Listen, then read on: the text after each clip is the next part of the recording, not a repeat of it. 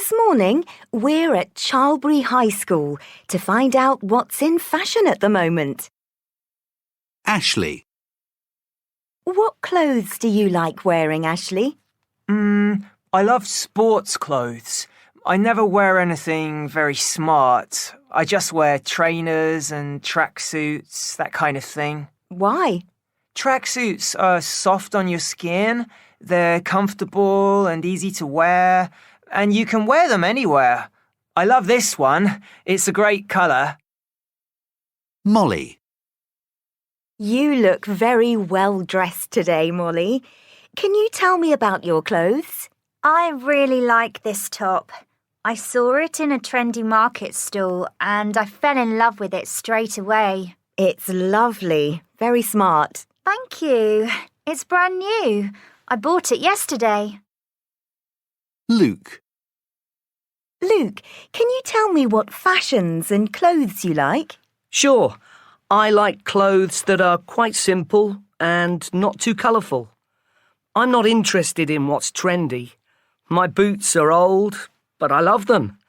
I don't like wearing stuff that's brand new. I love these skinny jeans too. I don't find loose-fitting jeans comfortable. And this is my favourite sweatshirt. It's from a music festival. Did you buy your clothes second-hand? No, I bought them new, but quite a long time ago.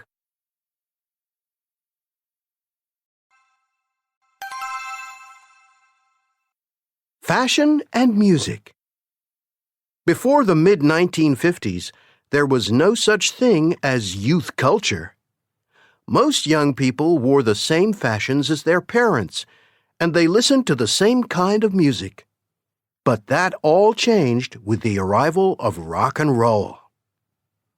It started with the 1954 song Rock Around the Clock by Bill Haley and the Comets. Although the older generation didn't understand rock and roll, teenagers fell in love with it straight away. It was a new sound, lively and exciting, and with it came new fashions in clothing. Young men wore smart suits with skinny ties, like the popular singers Buddy Holly and Elvis Presley. Young women liked groups such as the Supremes, and they wore loose-fitting skirts which looked great when they danced. In the 1960s, rock bands like the Rolling Stones became symbols of the growing youth culture. Young women wore very short miniskirts. The older generation was shocked. The mid-1960s to the mid-70s was the hippie era. Young hippies were interested in peace and love, and they listened to the Beatles, Dusty Springfield, and Joni Mitchell. Men and women alike had long hair and wore flowery clothing and sandals. The punk music of the late 70s was loud and angry, and the trends matched the music. Punks wanted to shock people. They dressed in second-hand clothes, which they often tore to look more individual, and their hairstyles were colorful and messy. Teenagers were into bands like The Clash and singers like Debbie Harry and Patti Smith. In the 1980s, long curly hair and bright colors were trendy, and people listened to Michael Jackson, Madonna, and U2. By the 1990s, teens were in love with the look and sound of singers like Britney Spears. It was also the decade of boy bands and girl bands. The Backstreet Boys and the Spice Girls were top of the pops. Black American music called hip-hop became popular internationally. Hip-hop stars wore tracksuits, gold rings, and necklaces, and they sang about having money and driving expensive cars. Today, people are interested in the styles of their favorite YouTubers and tunes by superstar DJs like Calvin Harris. Hollywood actors or best-selling singers such as Taylor Swift and Ed Sheeran are also popular. There are dozens of genres of rock and dance music, and thanks to the internet, Music and clothing fashions are here today and gone tomorrow. Grandma, did you listen to pop music when you were young? Oh, yes. There were all kinds of exciting bands in those days. Really? What did you listen to? Oh, I remember when I was a teenager. It was a summer's evening in, 1969. My parents had a colour TV. Colour TVs were fairly new in 1969. Before then, television was only in black and white. Black and white TV? Yes. So this colour TV was rare in those days. There was a music show called Top of the Pops, and the Beatles were on. They played songs from their new album, Abbey Road. Oh, it was an amazing performance. They played really well. Abbey Road is still my favourite album of all time. I know that album. Dad still plays it. It's cool. But I didn't know it was so old. Oh, I loved the Beatles. Everyone loved the Beatles. The whole world went crazy when that album came out. Oh, Grandma, there's something I want to ask you. Hmm? Can I borrow your jacket again? The blue one? But it's really old. I know it's old, but that style's fashionable again now, and it matches my jeans. I'll just go and get it for you. Thanks, Grandma. So, what kind of clothes did you wear when you were my age? Girls wore dresses in those days. Short dresses and colourful tights are what I remember from the early 1960s. I had a cool pair of trousers too, with quite short legs. And the guys? The men wore smart clothes at the start of the 1960s, but by the time Abbey Road came out in 1969, the fashion for men was for long hair and beards, and colourful, loose-fitting clothes. Oh. And, the jacket? Oh, yes, the jacket. Here it is. Oh, I made this jacket in, I think it was 1965. No way! That's amazing! I never knew you were so clever, Grandma. Well, now you know.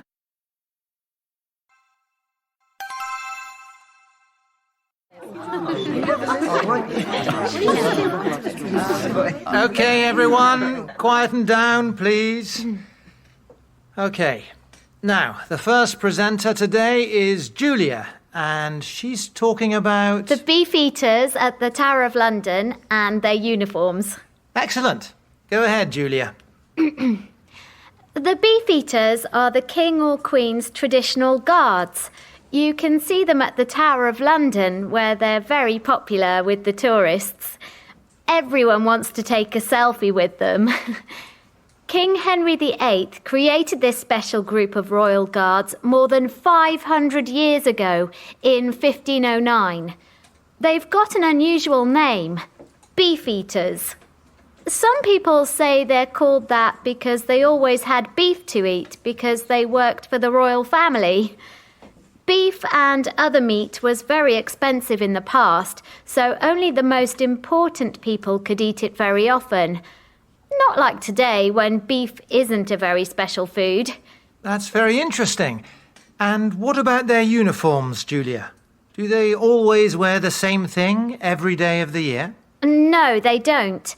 In fact, the Beefeaters have got two different uniforms. On most days, they wear a dark blue coat and blue hat, which have some bright red decorations, and they wear dark blue trousers. This is a photo. They call this the undress uniform because it's not so special. But for more important occasions, the Beefeaters wear the state dress uniform. Here's a photo. And that's a much fancier uniform, of course. Yes, it's their formal uniform. It's got a long red coat, and you can see the coat's got lots of bright gold decorations. And there's a big white collar at the top of the coat. They also wear long red stockings on their legs and a special black hat or bonnet on their heads.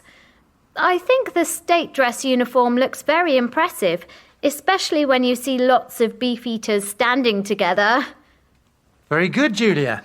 Any questions? Yes, Michael.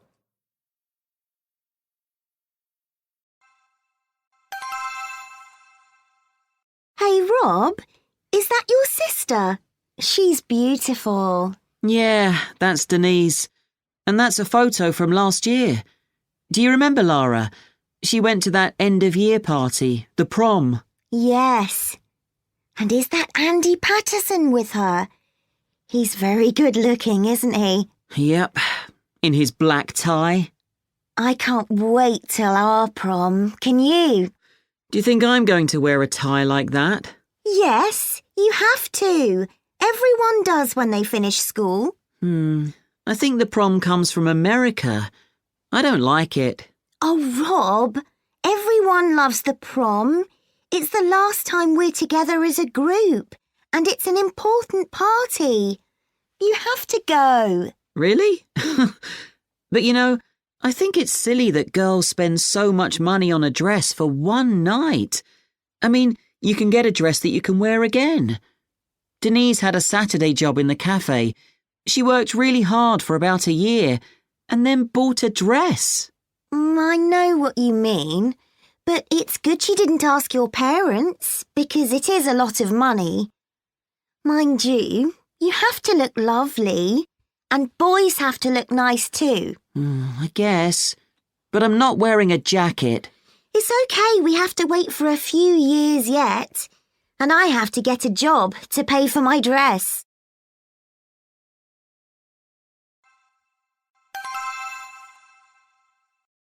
The decade that fashion forgot. When I look at fashions of previous eras, it's difficult not to laugh. Your parents might have old photos of themselves with perms, wearing shell suits and shoulder pads. This is what was fashionable in the 80s. We talked to 4 people who lived through the 80s, fondly known as the decade that fashion forgot. A. Bianca Carr. My look started with my hair. I loved the big, spiky look. I got it cut regularly and then I'd have it dyed. My natural colour is red, but I'd get it dyed white blonde. Of course, I thought it was extremely stylish, though I look at old photos now and just cringe. Makeup was equally important. I used lots of black eyeliner around my eyes. At the time, I thought it made me look mysterious. And then there were the clothes. Leggings were so cool back then. I remember seeing someone at a club wearing black lace leggings and thinking they were the coolest thing ever. Funnily enough, they're back in fashion now. I also wore a lot of vintage clothing because not only was it affordable, but also very good quality. In fact, I still buy vintage stuff. There's nothing in the shops to match it for style. B. Rick Landis. My kids asked me to show them photos of myself before I got married, and it's really embarrassing. The clothes we wore then look ridiculous now. But to be honest, I don't know what's worse. The shiny coats we wore then, or the skinny jeans my daughter wears now. She looks like she painted the trousers on, they are so tight. As for my son, why does he think that he looks cool when he wears his jeans so baggy and low down? Isn't it funny how something so awful can be considered attractive? We were influenced by singers just as kids are today. But singers in the 80s were pretty tame compared to some that are around today. I don't know what I'd do if my son or daughter came home looking like them. What I remember most of all is that we loved getting dressed up, and we weren't afraid to make a fool of ourselves. I suppose some things never change. C. Ellen King. Everything was big in the 80s. Jewellery, shoulder pads and hair. You either covered your hair in half a can of hairspray or you had a perm. I got mine permed because I wanted to look like Kylie Minogue. I think she looks much better now, and hope I do too. What I remember most about the 80s was Lycra. It was in every shop window. It became popular when keep-fit clothing crossed over and became part of mainstream fashion. I used to wear tight pink Lycra leggings with black leg warmers or a puff skirt and high heels. I still wear high heels because I'm on the short side, but I wouldn't dream of wearing the rest of the outfit. What amazes me is that my own daughter wears leggings now. I suppose it just goes to show that trends come and go, and when you least expect it, they're back. D. Jason Phelan. For me, the 80s were all about music and fashion. I'd watch my favourite bands on TV and then try to recreate their look in a way that suited me. I liked wearing dinner jackets with striped shirts and jeans. The jackets made me feel sophisticated, even though I was from a rough neighbourhood. Rolling up the sleeves made the elegant jacket look casual and made me think I was cool. I used to get the jackets at charity shops because I couldn't afford high street prices. My friends, on the other hand, preferred wearing t-shirts and ripped jeans with the latest trainers. Whatever we wore, though, we tried to look like individuals. It seems to me that these days, teenagers just blindly copy models and singers. They don't develop their own styles. My son disagrees, though. He says that today's fashion is much more original than it was in the 80s. He thinks the way we used to dress is laughable.